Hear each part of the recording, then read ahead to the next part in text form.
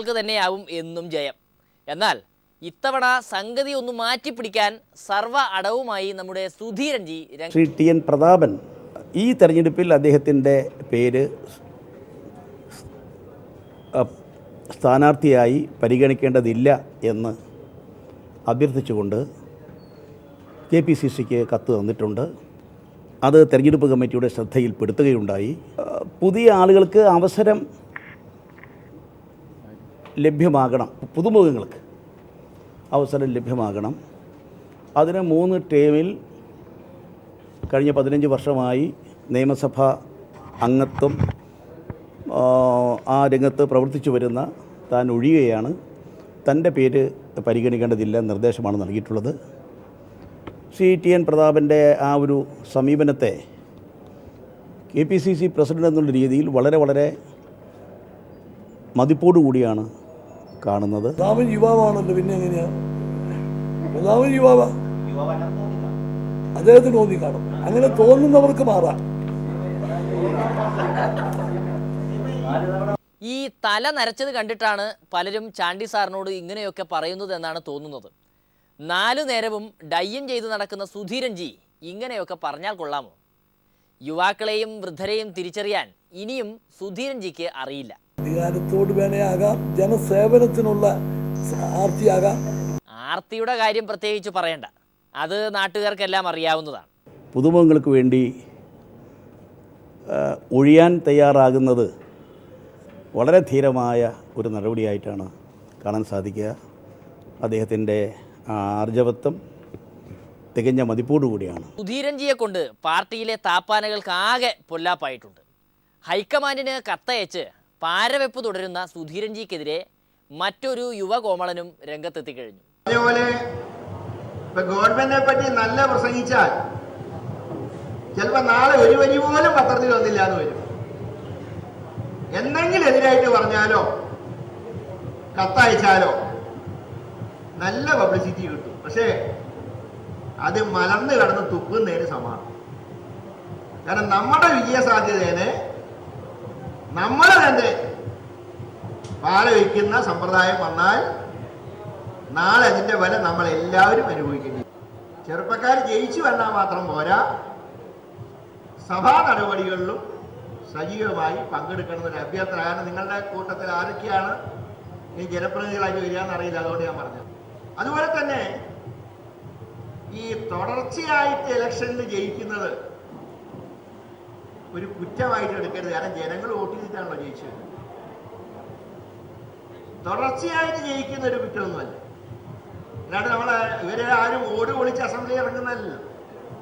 ഓടിളക്കിയല്ല നിങ്ങളൊന്നും സഭയിൽ വരുന്നത്. പക്ഷേ 5 വർഷം കൊണ്ട് നിങ്ങൾ നിയമസഭയുടെ അടിവേര് തന്നെ ഇളക്കുന്നുണ്ടല്ലോ. ശത്രുവിൻ്റെ ശത്രു മിത്രമാണെന്ന നിലയ്ക്ക് സുധീരൻജിക്കെതിരെ എയും ഐയും എത്ര സുന്ദരമായാണ് ചങ്ങാത്തം കൂടിയത്. തെരഞ്ഞെടുപ്പ് അടുക്കുമ്പോൾ പല പേരുകളിൽ ഉണ്ടാക്കുന്ന പാർട്ടികൾക്ക് മത്സരിക്കാൻ സീറ്റ് വേണം. പൊടി പാർട്ടികളെയെല്ലാം ചേർത്ത് സംസ്ഥാനത്ത് BJPയുടെ നേതൃത്വത്തിൽ NDA മുന്നണി ഉണ്ടാക്കിയിട്ടുണ്ടത്രേ. സീറ്റിനു വേണ്ടി മാരാർജി ഭവന്റെ മുന്നിൽ ഇപ്പോൾ ചില ഏകാംഗ പാർട്ടികളുടെ ക്യൂ ആണ്. സോഷ്യലിസ്റ്റ് ജനതാദളിൻ്റെ ഭാരവാഹികളാണ് ഞങ്ങൾ. ഇവിടെ സീറ്റ് ചർച്ചയായിട്ട് ബന്ധപ്പെട്ടിട്ടുണ്ട്. ഞങ്ങൾ കഴിഞ്ഞ പ്രാവശ്യവും NDA മുന്നണിയുടെ ഭാഗമായിട്ട് ജനതാദളിൻ്റെ ഭാഗമെന്ന നിലയിൽ മലമ്പുഴയിൽ മത്സരിച്ചാണ്. ഈ പ്രാവശ്യവും ഞങ്ങൾ സീറ്റ് സംബന്ധമായ ചർച്ചയ്ക്ക് വന്നതാണ്. ഇപ്രാവശ്യം ഞങ്ങൾ മുന്നണിയുടെ ഭാഗമായി NDAയിലെ സ്ഥാനാർത്ഥികളെ വിജയിപ്പിക്കുന്നതിനുള്ള ആത്മാർത്ഥമായ ശ്രമങ്ങളുടെ ഭാഗമായി ചർച്ചയ്ക്ക് മറ്റും വന്നാണ്. ഞങ്ങൾക്ക് സീറ്റുണ്ടാവും. ആ മുന്നണിയിൽ തന്നെ ഞങ്ങൾ തുടർന്നും പ്രവർത്തിക്കുന്നതാണ്. സോഷ്യൽ ജനതാദൾ ഞങ്ങൾ പറഞ്ഞിട്ടുണ്ട്. ഞങ്ങൾ സീറ്റുകൾ ചർച്ച നടത്തിയിട്ടുണ്ട്. ഞങ്ങൾ ഇരിക്കൂർ, അഴീക്കോട്, തൃശ്ശൂർ, നെന്മാറ, ചാലക്കുടി തുടങ്ങിയ സീറ്റുകൾ ഞങ്ങൾ ആവശ്യപ്പെട്ടിട്ടുണ്ട്. ഞങ്ങൾ 5 സീറ്റ് ധാരണയായിട്ടില്ല. നീക്കുകളായി സംസാരിച്ചു. ഇനിയും തുടർന്ന് ചർച്ചയുണ്ട് അടുത്ത ദിവസം കൂടി. അത് കഴിഞ്ഞ് പല വഴി കറങ്ങിത്തിരിഞ്ഞ് നമ്മുടെ പഴയ JSSകാരൻ രാജൻ ബാബു ഇപ്പോൾ BJPയുടെ ഓഫീസിലെത്തിയിട്ടുണ്ട്. ആശാന് എവിടെയോ ഒരു സീറ്റ് നീക്കി വെച്ചിട്ടുണ്ടത്രേ. ഭരണ മികവ് കൊണ്ട് സംസ്ഥാനത്തെ ആസാമിമാരെല്ലാം ഇപ്പോൾ ഭൂസ്വാമിമാരായി മാറി.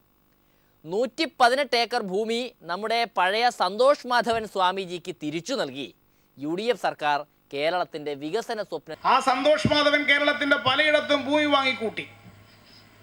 LDF ഗവൺമെന്റ് ഇടപെട്ട് ആ ഭൂമി മുഴുവൻ ഏറ്റെടുത്തു.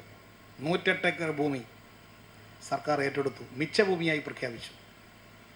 അന്ന് ഏറ്റെടുത്ത മിച്ച ഭൂമി ഉമ്മൻചാണ്ടി ഇപ്പോൾ സന്തോഷ് മാധവന് തിരിച്ചു കൊടുത്തു.